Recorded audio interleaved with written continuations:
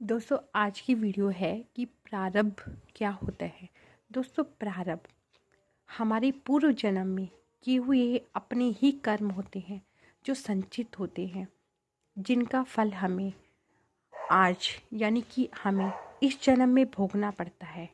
दोस्तों ऋषि मुनि कहते हैं कि हम सभी कुछ करते करते इस जीवन में कभी कभी तो हमें अच्छे परिणाम मिलते हैं, कभी कभी मन में उदासी आ जाती है। ऐसा लगने लगता है कि जो खुशी हमें मिल रही है वह सच है या नहीं।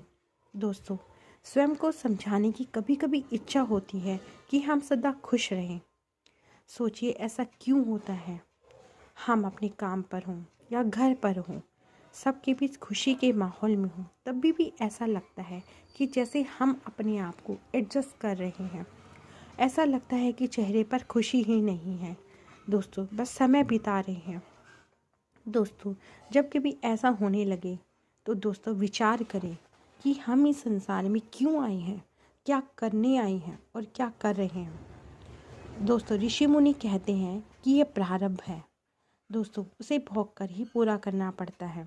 दोस्तों हम यह मानकर चले कि प्रारब्ध कभी कभी हमें तो प्रसन्नता में उदासी ला देता है और कभी उदासी में ही हम प्रसन्न हो जाते हैं। दोस्तों थोड़ा बहुत कर्म के सिद्धांत पर भी हमें ध्यान देना चाहिए। दोस्तों ऐसी स्थिति में हमें कभी भी अपना पल्ला नहीं झाड़ना चाहिए। दोस्तों जीवन में कुछ बातें अनुभव से ही प्राप्त होती हैं। दोस्तों जब हमें अपने प्रारब्ध का फल भोगने का जब हमारा समय आता है, अर्थात हम बहुत दुख की अवस्था में होते हैं, उस समय हमें क्या करना चाहिए। दोस्तों उस समय हमें प्रार्थना शुरू करनी चाहिए। दोस्तों प्रार्थना पूजा के समय या मंदिर जाकर ही की जाए, लेकिन कई लोगों के बीच भरे पूरे माहौल में भीतर उदासी जागते ही तुरंत हमें प्रार्थना शुरू करनी चाहिए। दोस्तों याद रखें उस प्रार्थना में शिकायत की कोई भावना ना हो हमारे अंदर।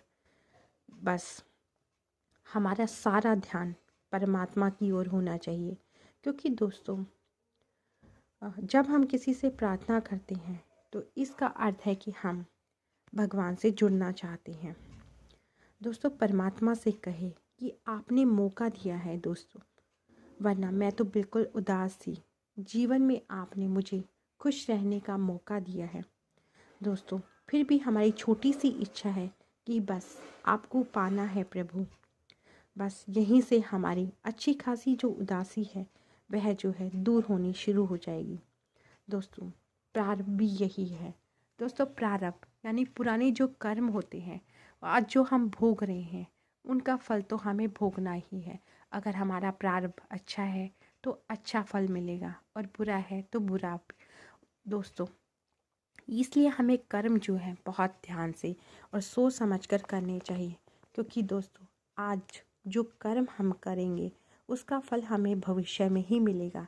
दोस्तों इसलिए हमेशा अपने कर्मों पर पूरा ध्यान देना चाहिए, क्योंकि मनुष्य केवल कर्म करने के ही अधीन है। मनुष्य सिर्फ कर्म ही कर सकता है। दोस्तों यही प्रारब्ध है, यही प्रारब्ध का फल है। नमस्कार।